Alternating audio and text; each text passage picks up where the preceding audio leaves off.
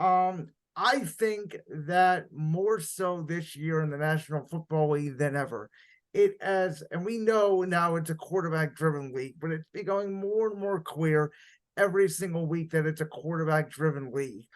And there's a lot of teams right now in some sticky situations. Arizona with Kyler Murray, Chicago with Justin Fields.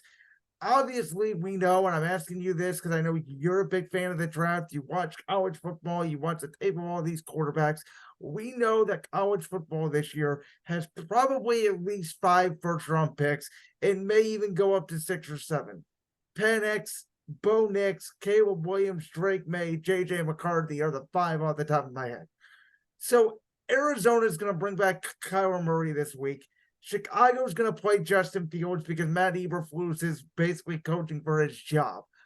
But I said on the show a couple weeks ago, if I was Chicago, because we know they have Carolina's first-round pick, I'm trying to lose every game I can, get the first 2 picks in the draft, and I would go quarterback and go get Marvin Harrison Jr. with the 2nd pick and build my quarterback receiving duo for the next 10 years.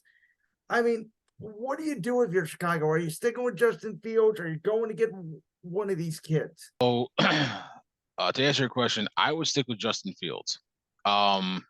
I don't, I don't think that. Number one, you're never playing to lose the game. You can't because you're gonna demoralize the team. They just traded for Montez Sweat from the Commanders, right? Yes. So they're still trying to build their defense. They have DJ Moore, who you put him with the right quarterback, and that's a monster receiver. I heard someone say this. What if you surrounded Justin Fields with Brock Bowers, Marvin Harrison, and Brock Bowers? Can you imagine that combination of DJ Moore, Marvin Harrison, and Brock Bowers? And you actually Yeah, and you actually get him an offensive line so he has to run for his life. but my issue with Fields and I realize again, he hasn't had a ton of talent around him, and I understand that. But He hasn't had an offensive line to where he's not running for his life. he's also only won 5 games in 2 years. And we've seen special quarterbacks with bad offensive lines against good competition win games and get teams to the playoffs. It's What was year, it's year 3 for Fields, and they haven't won. I mean, I get it, and I get I mean, like the infatuation with the quarterbacks because the quarterback is that needs to be the backbone. I mean, you could take a look at what CJ Stroud's doing with the Texans this year. I mean, they're 4-4, and he doesn't exactly have world beaters around him No. that are receivers. He's turning Tank Dell and Nico Collins and Noah Brown into household names. So if that's the route you want to go, and you want to get a new quarterback, I think Bo Nix is the guy. I don't think it's Caleb Williams. I don't think it's Drake Interesting. May. I don't think it's Penix. I think that they all have they can all do well in the NFL. But the guy who I think is my number one overall is Bo Nix. Okay. So that's the Chicago situation. You would stick with Justin Fields. Arizona is a I very interesting situation. I think that I think with Fields you have to see where your picks end up. If it's 1 and 2, then yeah, maybe you go after a quarterback and Marvin Harrison. Marvin Harrison's almost a given, Yes. but you go after a quarter. You're going to use that 2nd pick, either that 1st pick or second or that 2nd pick to go for a quarterback, depending on where it falls. So now Arizona with Kyler Murray. And I said, I think Kyler Murray is really talented, but he has an injury history. The Arizona leadership over the last couple of years has seemingly not been in love with him. Now it's a new general manager, it's a new coaching staff. They're gonna try them out there. They're gonna try to win games. I think Kyler just needs a new, fresh situation. I think a new, fresh start for everybody. I think Gannon gets a chance to pick his quarterback. And again, Arizona, if you think you can win games with Kyler Murray, you can trade the pick, you can get pieces around him. But it just sort of feels like everybody needs a fresh start there. And like I said, the difference with Kyler is now he's coming off a torn ACL. We'll see how he does this Sunday, obviously, against Atlanta and the rest of the season. But that is a legitimate concern. I think the Cardinals were extremely smart holding Kyler Murray out against the Browns. Look what they did to that rookie that I can't even remember his name. Waiting What was his to. name? There you go. The Browns just mercilessly beat him into the ground, and I think that's what would have happened to Kyler Murray. So I think holding him out till this week is a good idea. Try and show off that he's at least somewhat of a competent quarterback and try to trade him to in the off season and try and get something for him, but he will. I mean, I think he'll be a backup somewhere. I don't think he's going to get that starting opportunity. Now, let me say this, because I think that there's two teams out there, and one of them has a interim head coach right now, so I don't know if they would do it.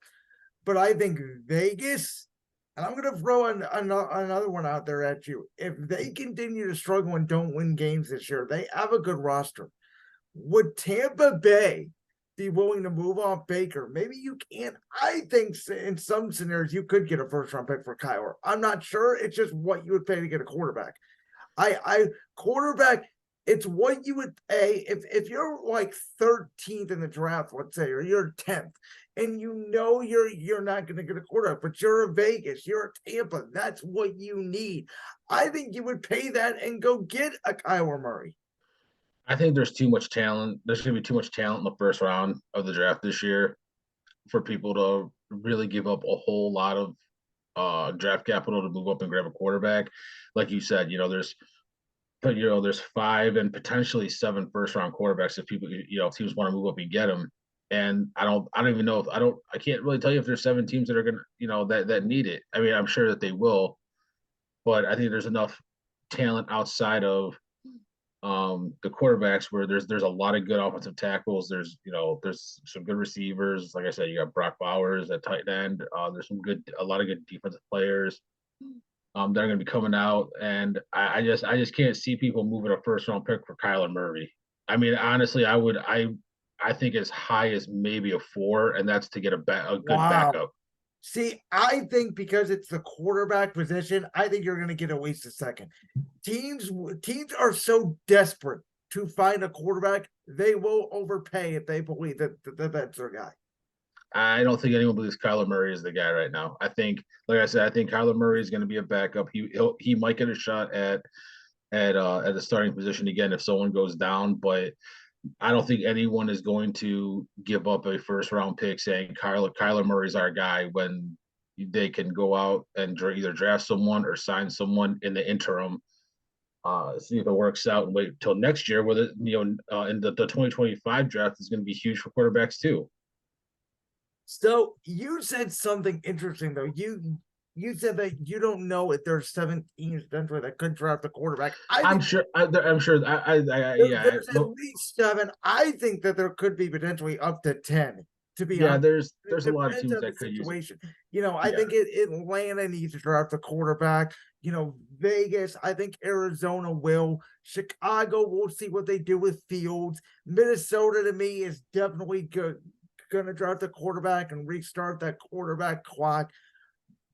Denver will be very interesting to see because I don't think they can move off that Russell Wilson contract. But if he doesn't continue to perform better, they're going to have to draft a quarterback. We mentioned Tampa Bay as well. New England, I think, is fascinating. What do you do with Mac Jones? What happens with Belichick? There's rumors out there about that he signed a contract extension. There's other rumors that he's on the hot seat. I personally feel like for New England, and again, Bill Belichick is the greatest defensive head coach ever, and nobody's denying it, but it just feels like it's time. It's time for everybody to reset. I'm to have a couple bad years and go forward with a new innovative offensive coach. It's possible. I mean, we'll see in the offseason. The one thing I will say is I think Mac Jones has more value than Kyler Murray. So I think that the Patriots will be able to I think that the Patriots will be able to move off of Mac Jones easier than the Cardinals will be able to move off of Kyler Murray if that's the route that they go. So the way I think of it, if you compare the two quarterbacks, Kyler to me, former Heisman MVP candidate, can also move and has worked well with lesser talent. I mean, Mac Jones, I don't know how good he is because Who New England was has, who was tell me Mac Jones' best receiver he's played with. that's what I'm saying. I can't tell you. They don't have one. So I Exactly. don't Who know how good he is, but if he was special, he'd make it work. That's what I well, do know. but and I mean you have talked about this in the past. There's two types of quarterbacks. There's quarterbacks who are really good because they can work with really good talent around them, and there's quarterbacks who can make it work with anybody. Tom Brady's one of those quarterbacks who, he's one of the very few quarterbacks who's able to make it work with anybody. Aaron Rodgers, even though I'm not a huge fan of his. He's a quarterback who was able to make it work, pretty much with any receiver. And he was just lucky enough that he has a couple of good receivers throughout his career. But most quarterbacks need a good number one receiver or a good, Yeah, no, how good would Tua be if he didn't have Tyreek Hill and Jalen Waddle? I agree. So, that's most of the quarterbacks in the league. How good is Kirk Cousins without JJ? Um how good is Josh Allen without Diggs? We have not seen it on tape though with Mac, and I know it was a couple years ago, but when you watch Kyler a few years ago before he got hurt, when they had DeAndre Hopkins, Arizona was a very good team until Kyler Murray got hurt. Right, but That's what they also had a really good offensive line they built did. up around them. They had a good defense. They had a team. They don't have a team right now. And I do agree with that. All right, I'm gonna throw one Browns question out there to you. Okay. When Nick Chubb went down and everybody thought the sky was falling, I may have been the one person in Cleveland to say it's fine. I know Nick Chubb is a top two, if not best running back in football, but the one position, I don't care what team you are, the one position you can afford to lose in football is the running back position because it is the most plug and play position. And I thought they would bring back Kareem Hunt, which they did. Now Jerome Ford is back. Him and Hunt are still pretty productive in the running game. I said my biggest concern was how healthy is quarterback number 4. And he came back Sunday. I'll be honest, I didn't think he was coming back the whole season. I thought he was more hurt than the Browns had let on. He's looked okay, and the Browns have a historic defense this year. And I don't throw that word out lightly. They have a historic defense that can own most teams down, usually to 10 to 15 points a game. They're going to be in every game.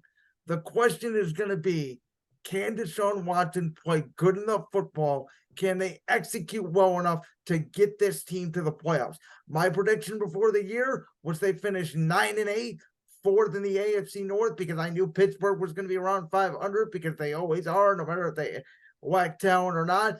And they're going to try to sneak into the playoffs. I did not know what they would in the tough AFC, and it's kind of what I expected.